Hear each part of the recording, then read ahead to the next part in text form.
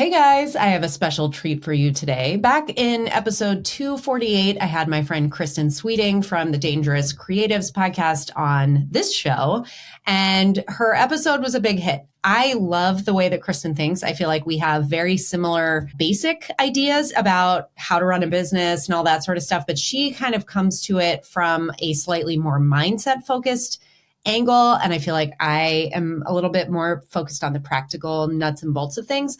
So this spring, when she reached out and said she wanted to do a podcast swap, I was like, fantastic. And we're both talking about the subject of pricing. So I am on her show talking about pricing from kind of my perspective. And that episode will be aired over here as well.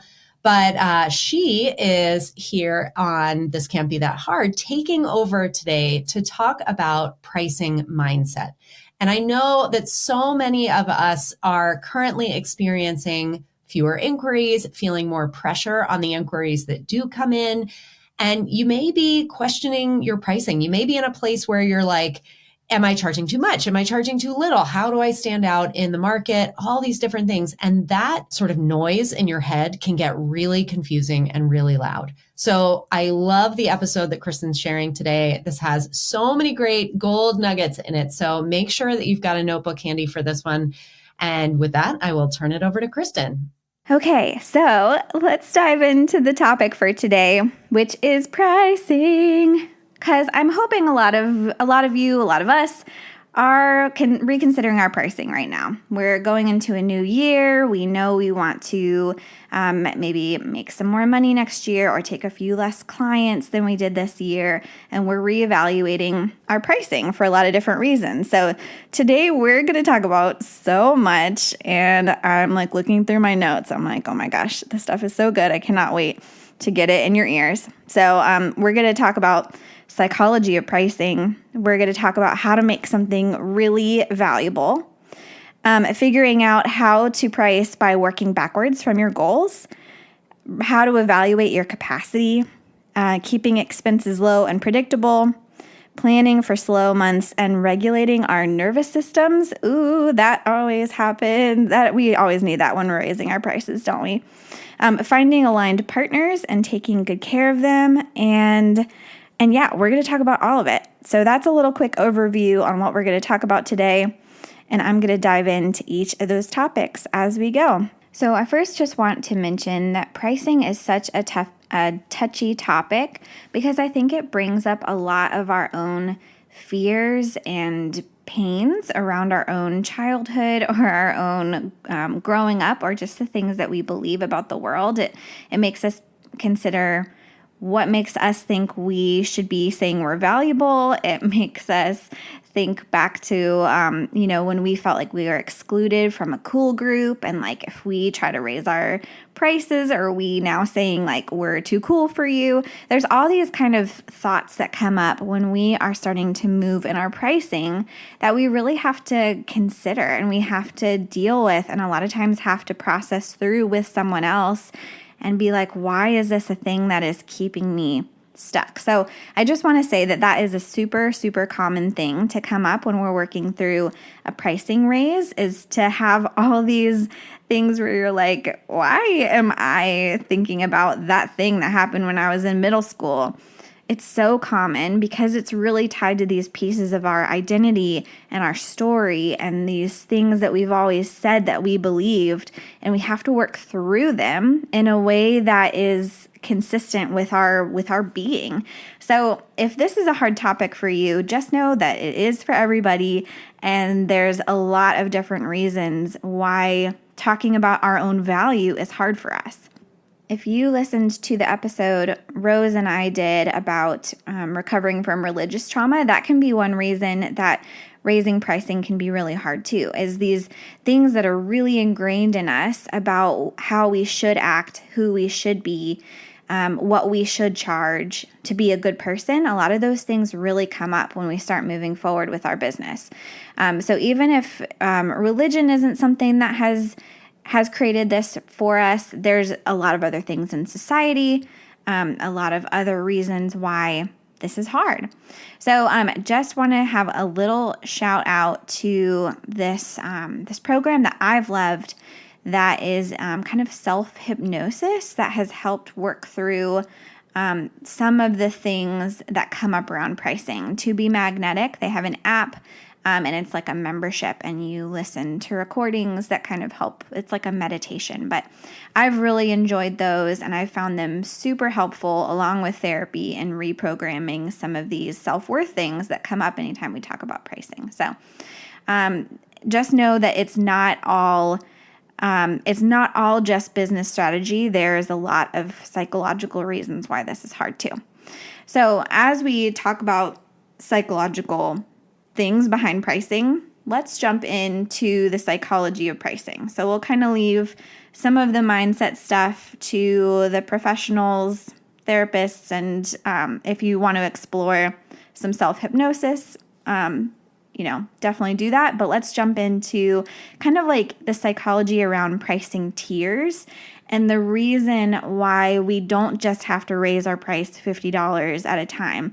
And there's a lot more that we can do strategically as we're raising our prices. So when we jump into being a photographer or a creative, a lot of times we're just looking around and seeing what other people are charging and basing what we charge on that number. So maybe the first wedding you did was a couple $100. Mine was $500. It was the amount that I felt comfortable charging for the first one plus what my friend could pay, and we just agreed on that number. And there wasn't a whole lot of reason behind it. And I think at the beginning that makes a lot of sense. You're wanting to get experience. You're wanting to build your portfolio. I did a lot of photo shoots for free at the beginning. And anytime I've done a new business, my coaching business, I coached for free for a long time, just like I did photography for free for a long time before I felt confident enough to start charging. And once you're ready to run a business, we really don't have to start so low and inch up. We can set a price based on our time, our experience, the quality that we're delivering, our portfolio. There's a lot of things that go into it. And when I'm working with a client on a pricing intensive or in the mastermind, we take a lot of those things into consideration as we're setting prices and as we're up-leveling pricing. They have to go along with your experience and your location and your portfolio and all these things. But I think one of the things that I see people do, and it's super normal, is to think like, I need to set a price and then slowly raise because I don't want to lose clients, or I don't want to upset anybody, or I don't want to look greedy, or whatever the thought is. And we slowly inch our prices up instead of kind of making these really intentional strategic moves to move from one position in the market to another. So one of the things that I think is really interesting about our brains is that we start categorizing different prices into different tiers, and our brains like to round up to certain numbers. That's why $7.99 is what you might see at Walmart for something instead of $8. We justify to ourselves that that's a $7 thing just because of the 99, or it's more affordable somehow. So that's one example of using pricing psychology in the other direction, but there's also thinking strategically about different tiers of pricing. So, for example, like $500 is a tier, $1,000 is a tier, $2,500 is a tier, $5,000 is a tier, and then the next tier is $10,000. So our brain is jumping from $5,000 to $10,000, from 10 to 20, or 25, from 25 to 50, and from 50 to 100. So you see, as the numbers get bigger, the spaces in between them get bigger as well. So someone is going to have usually like a $5,000 budget or a $10,000 budget, and there's a lot of room in the middle that's kind of mucky.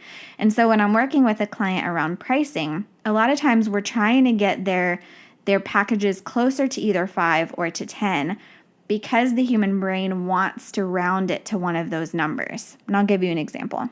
So for a long time, I charged around $5,000. So I think the first package there was like $4,500. And then I raised my base from 45 to 49, and then from 49 to 2250. All of those numbers are so close to 5, the brain automatically is rounding it to 5,000.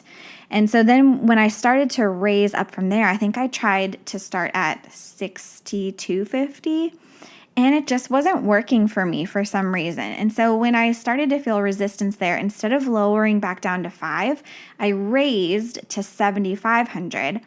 From there, I raised to 10 or 12,000. From there, I raised to 25,000 as a starting price. So to think in terms of tiers, it doesn't work at that level to raise 1,000 by 1,000 by 1,000, or if you're lower in pricing, like 100 by 100 by 100, because our brains are wanting to be closer to these kind of anchor numbers. So going back to that 5,000 number, if you're wanting to charge about 5,000 for wedding photography, you could charge 4,900. If you're wanting to be on the side of, oh, my budget's 5,000, but I'm saving a little bit with this photographer here, or 5,250 if you want to feel like people are paying a little more than they thought they were going to, but it's still close enough to 5 that they want to stretch. So you get to make that decision based on kind of how you're wanting to interact with your client, how you're wanting them to feel when they hire you. Do you want them to feel like they're getting a deal, or do you want them to feel like they're splurging a little bit? So even some of that can be really helpful when we're going into pricing things, of deciding which side of that we want to be branded on. Because our pricing is part of our branding. It's part of what we get to communicate to the world about what we do and how we do it and who we work with and how we show up in the art that we're showing up in our experience and the level of client experience that we're giving. So our pricing is a whole part of that big picture. So a lot of times when I do a pricing raise, I'm not just doing a couple $100s at a time. I'm making a big intentional choice based on a lot of different factors that we'll talk about in this episode. I just doubled almost everything that I offer in price. I doubled the price instead of inching it up, because it was all tied to values that I hold really dear, a way that I want to work with clients, a belief that I actually was undercharging in a lot of the things that I was already offering, and I needed to match my price up to the level that I was offering for people. So you may be in that place too, where you realize, man, I've been doing this for a really long time, and my prices are not matching the experience that I'm giving to people. Lots of clients I work with are in that boat, and they come to me and I'm like, listen, you are just way too good to be charging what you're charging. Let's really look at this and figure out how to get your prices up so that it can be reflecting what you're already doing. Another tip with pricing psychology is to create a anchor package, or a big, like everything you offer needs to be in one of your packages. So a lot of times I see people only offering one base offer, or putting a starting price on their website. And what you do when you're putting that on your website, or you're only having one starting package, is people's brains get really caught on that number. So if you say my weddings start at $3,500, they see that number and have a really hard time moving past that number. What an anchor package does, if you're working with packages, is shows that there is this big package that you offer. Gosh, that sounded dirty.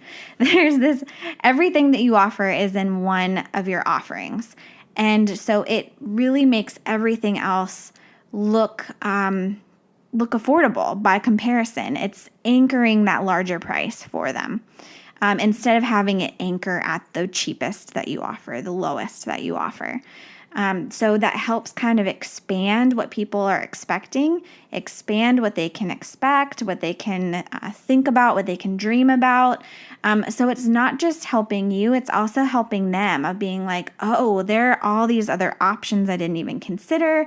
There's more value that I could add to my package. There's these other things that I could, dream about as it comes to my photography or my graphic design or whatever kind of business that you own. You're helping someone think bigger when you do this.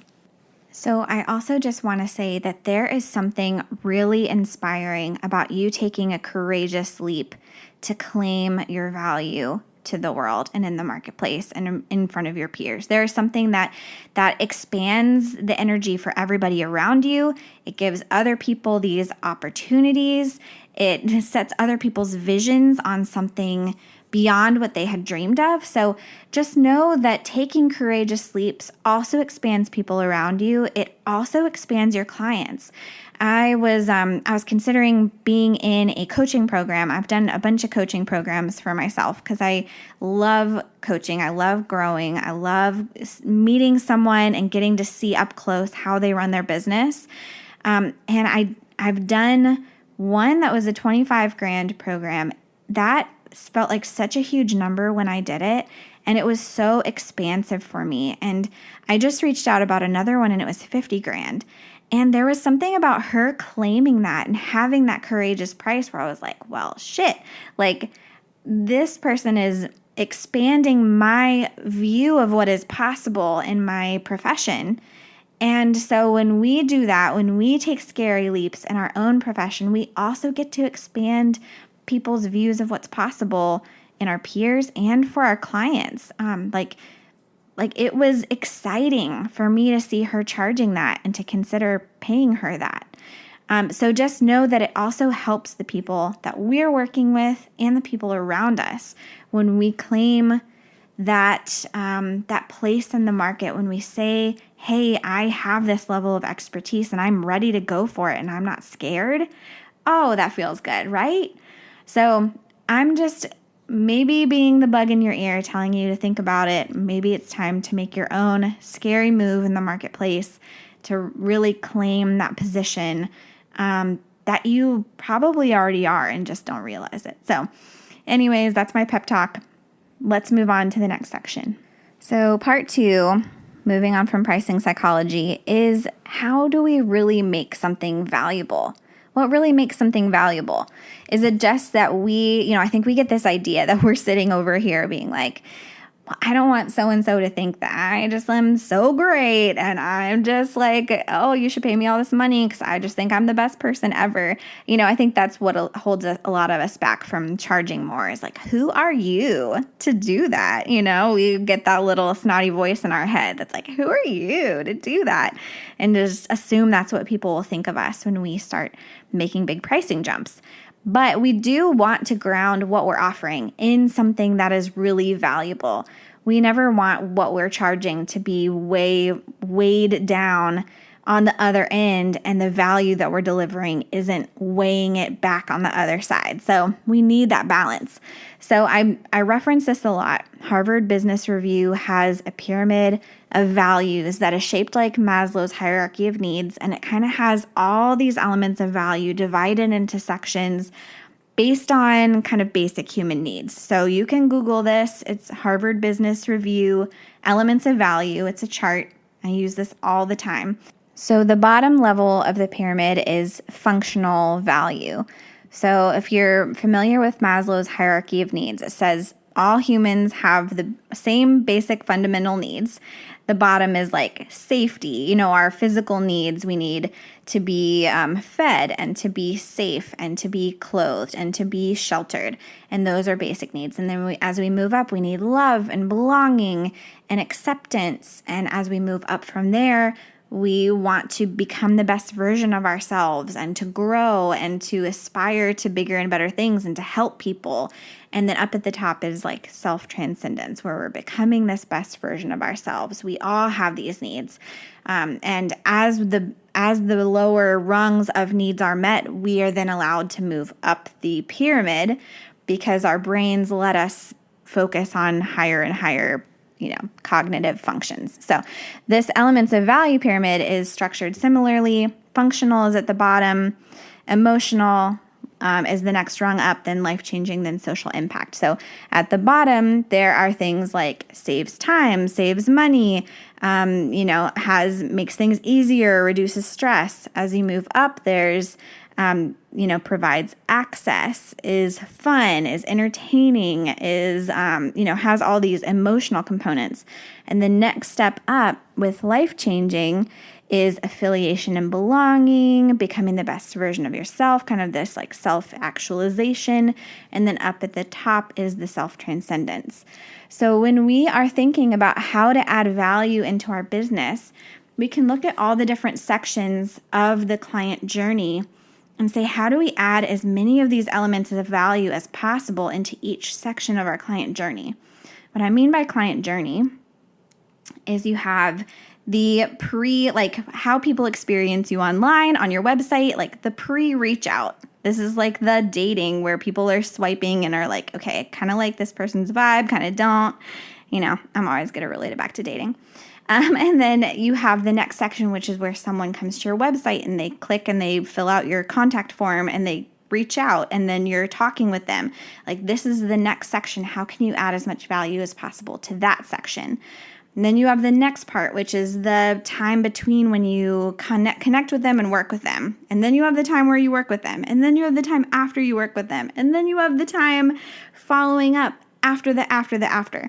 So it's this very long journey, especially if you are a wedding photographer or a photographer at all. A client journey is long. It's a long relationship, and it starts way before most people realize it starts. So if you can, and it goes way farther than most people think that it ends. So if you can add as much value as possible on each of those sides and in the middle, you are creating more value around what you do. And you can confidently say, I am worth the price that I'm charging because I have created so much value for the people that are working with me. Does that not like super inspire you and get you lit up? Like I just feel so lit up talking about it, of like we can use our gifts and talents to create so much freaking value for people that it changes their lives. And then we can charge the amount of money we need to charge that it changes our lives.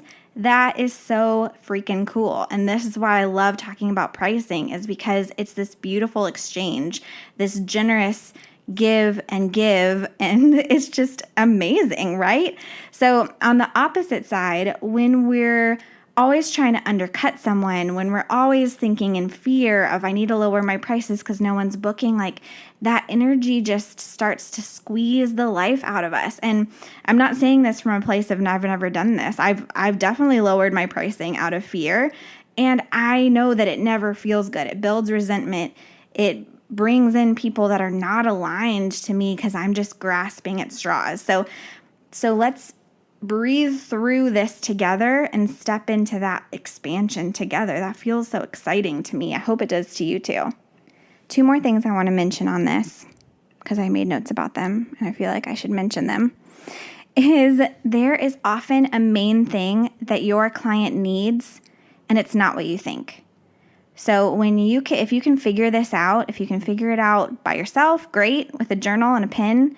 If you can go back through your client reviews, great. If you can work with a coach that can help you figure this out, there is one main thing that your specific client needs that's probably not what you think. And when you figure out what this is, it changes every way that you talk to your client about the work that you do. It just changes everything. And it creates something so much more valuable because you're really pinpointing that thing for people. So I want to encourage you to find your thing, because most people's is different. And it's going to be something specific for you and your client. And the other thing I was going to mention is that you want to have one thing that you can communicate over and over again that you do differently that matters to your client. So make it simple for people. Figure out your elevator pitch. Figure out the one thing that you can really hit home. You can really drive home, because people aren't going to hear if you try to list 10 things that you do well. Like, you need to find the one thing that matters the most to them to talk about. Moving on to our next section. I sing on coaching calls. It's fine. Okay, so this section is about how to figure out what you want with your life, your goals, your lifestyle goals, why you started your business in the first place, for whether it's freedom or for extra time or to be there with your kids or to travel or whatever that is, figuring that out and then working backwards. So this is not the only way to figure out pricing, but it is one way. And I think it can be helpful to at least set some goals for ourselves. So as an example, maybe you have a full-time job, and so you only want to do one shoot a week max, or take on one project a week. So, okay, you need to say how many weeks in a year can you take a shoot? How much money do you want to make from those shoots in a year? And then work backwards to find a price. I need to make X amount per shoot. So just some quick back of the napkin calculations there. Or I want to do 10 weddings a year. Because, and you have to have the why, like why, it's not just some random number. It's like, well, because I want to have, 2 or 3 weekends every month where I can go to my kids' soccer games, or I can hang out with my friends, or my spouse has a full-time job, so I want to hang out with them. Or just like, it feels like life happens on the weekends and I don't want to be working every weekend. So picking that number and then being like, okay, so to make this X amount of goal number after my expenses, I need to charge X amount for each wedding. So it's kind of that like working backwards. Maybe you want to take 2 months off in the summer to be with your kids while they're out of school, or to go to Italy and eat pasta for a month, 2 months, Like having those goals will help you set some of those pricing as you work backwards. Okay, so here's some other random ones just to get you thinking. I want to shoot 1 weekend a month and the rest just on weekdays. I want to take Christmas time off every year. I want to live a month in another country every year. I want to take the summer off. I want to work 2 days a week or 2 nights a week, or, any of these can be things that you can start with and work backwards from. And it'll help give you at least some idea of a range for weddings, shoots, projects, like service-based projects, that you can then either set as a goal of, okay, $10,000 is what I need to be making per wedding. I'm not there yet. How can I start working towards that so I can do the 10 weddings a year for $10K? Or I can do the 5 weddings a year for $20K. Or I can do the 20 weddings a year for $10K. Whatever that is for you, start to set that goal so we know what we're moving towards. Tied with this is regularly evaluating our capacity. Our capacity is going to keep changing over the life of our business, and I don't think people talk about this enough. And the reason I'm really passionate about it is because I've had an autoimmune disease. I've had a high-risk pregnancy. I've had a really tough baby with a lot of colic that didn't sleep. I've been a breadwinner. I've been a single parent. I've lost a parent. I've had all kinds of things happen in my personal life. And my capacity is just not what a lot of people's is. Like, I have never been able to shoot 30 to 40 weddings a year, nor did I ever want to. Like, my capacity is just different than a lot of people's, and it's changed a lot depending on what's going on in my personal life. So when we have people that we're working with who are going through something tough, we say, hey, we need to look at how your capacity has changed, and we need to adjust your pricing based on that. If you're used to being fully booked with 6 shoots a week, but you're going through something really tough, we really need to change that and figure out how to give you more space to deal with the thing that's going on in your life, because you matter most. Really, you do. Like, your health and your well-being matters number one. So make sure you're regularly checking in and evaluating your capacity, and it's okay to change your pricing when your capacity changes. The less available something is, the more valuable it becomes. And none of us can be available 24/7. That's just not how human beings work. So I want to send you a lot of love if this part is really hitting hard, because we want to keep having our level of work match with what we're wanting. And we need to make sure that we're either adding or taking away as we're figuring out what's working for us in each season. This can also work the opposite way. I've definitely had clients who have been like, I'm kind of bored. I think I want to work more. And like, great, either adding something personal or more work into your calendar is great. And we can always brainstorm ways to add more. But a lot of times I feel like the thing that's harder for us is taking away and creating space and learning to get a little uncomfortable with some quiet, right? Especially for entrepreneurs. We just have figured out how to go, and are not great with slowing down and resting and taking care of ourselves. And I think if you feel that way, that's a lot of us. Okay, the next part I want to talk about is keeping expenses low and predictable.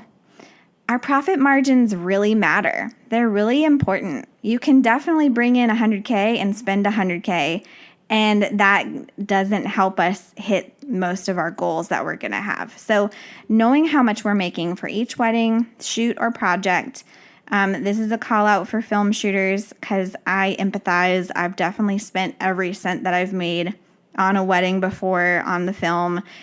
So just make sure that you're setting a budget and knowing what you're going to be paying per thing that you're doing so that you make sure you're paying yourself first. I've really loved the book Profit First. I didn't read the whole book, honestly, but his system where you pay yourself first and then you decide what expenses you're going to do from each thing after that. Like that really helped a lot of things for me. It was like, I can't not pay myself. That's something I feel like a lot of creatives do. Is we're like, oh, we love the art, we love all these things, we want to do all this fun. It's for, it's for creativity, la la, and that's great. But like we do still have physical needs, so make sure we're paying ourselves first before we get carried away and doing all these other fun things. So know your expenses for each project. Figure out where we find ourselves going over budget. And then what policies do we need to change to accommodate contingencies? If we see things going over a lot or travel ends up being way more than we thought, like, is there any policy we can change that accommodates the contingency plan if something goes wrong, if something happens? My car broke down on a way to a wedding the other day. I mean, I obviously don't charge my client for this, but like I had to immediately go and like rent a car and drive the car up to where the wedding was. And that was a really unexpected expense, just out of the blue. So make sure that when we're pricing things, we also plan for like kind of the worst case scenario. And then every 6 months, reevaluate spending based on your goals. Sometimes we might want to invest in education, new gear, workshops, conferences. What investments line up with what you're focusing on? So not everyone's the same. This is my cycle. I find myself in kind of waves. I have like an extrovert cycle and an introvert cycle. So in my extrovert cycle, I'm a guest on a bunch of podcasts and I'm speaking at conferences and I'm putting myself out there and I'm networking with all these people and extrovert, extrovert, extrovert. And then I have like a hard swing into my introvert cycle where I'm working in my business and I'm designing a new course and I'm not leaving my house, and my cycles really need to line up with where my money is going. So in the introvert cycle, I'm investing a lot more in certain things. And in my extrovert cycle, my growth cycle, where I'm doing all the harvesting and the pushing and the hustling a little bit. I hate that word, but like a little bit more of the outward stuff, the outward work, hiring coaches, all these things. And then the introvert, where I'm making sure my systems are good and my accounting is good and my family and my health and my self-care and all these things are good. So that's me. That might not be you, but figure out your own cycles and pair up your spending with those cycles so that you kind of like start realizing how those go and making a plan for them. The next thing I want to talk about, and we just got a couple more here, is planning for the slow months and regulating our nervous system. These should probably be two different things, but I put them together.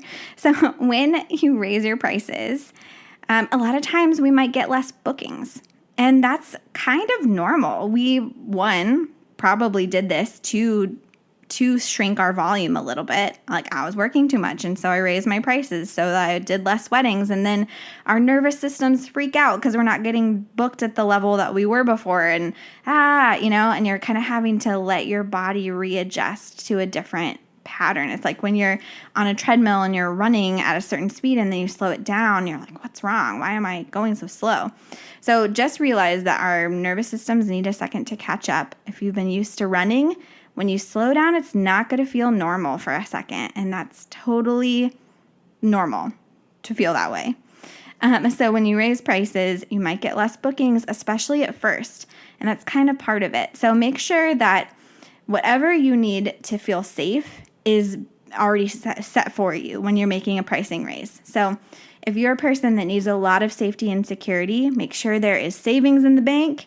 Make sure that there is another income stream somewhere. Make sure you have your needs taken care of so that you can withstand some people saying no to you, people not hiring you at first, and getting into that groove of that new pricing so that you're not just like instantly flip-flopping back to your old pricing when you start freaking out.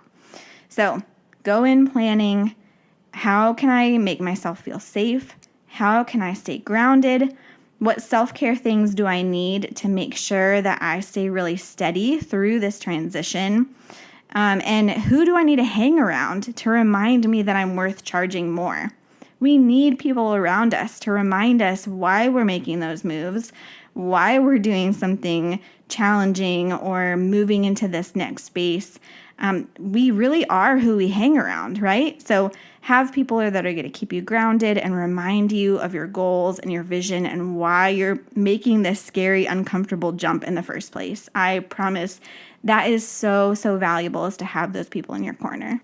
And my very last point in this talk today is finding aligned partners and taking good care of them. When we're raising our pricing, we're going to come up with the fact that like not everyone is for us, and that is okay. There are certain vendors that aren't going to want to work with you, and you're not going to want to work with them.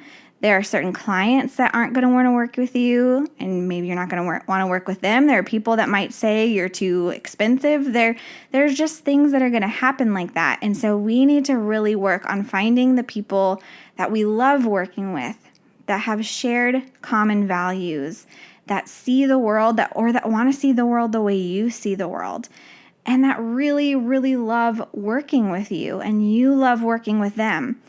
I promise that we all have these aligned partners and clients. We just have to speak clearly enough to find them. Again, going back to dating, I really do think that everyone has a person, at least, if not many people out there, who are really lined up with them. And we just need to speak clearly enough about what we care about that they can find us and we can find them. So reminders here, quality over quantity when it comes to aligned partners and aligned clients. We don't need to have everyone hire us. We don't need to have every vendor out there wanting to work with us. We just need the right ones. So for years, most of my weddings came from like 3 or 4 people, from specific clients that connected me with all their friends, specific vendors that we just really loved working together and really jived, and we had similar goals. And just like take really good care of each other, grow together, over-deliver for them, create opportunities for each other, and always lead with generosity. And I promise you will find so much fulfillment in this price raise, in this new level, in working with these new aligned clients and vendors. And a lot of it takes time. So I just want to send some love there. And when we have those moments of feeling rejected, just remember that our people are out there. And we're not for everybody, and that is okay. Actually, that is a beautiful thing. So pricing raises are about generosity. We create more and more ability to give our energy, our time, our creativity, and our talents to our clients, ourselves, and our family when we create viable pricing structures and strategies. And I hope you know that you are worth it. Wherever you're at in your path, keep expanding into the next season. There's a real magic when we're growing and creating. It shows up in our relationships, in our business, and in our happy, creative souls.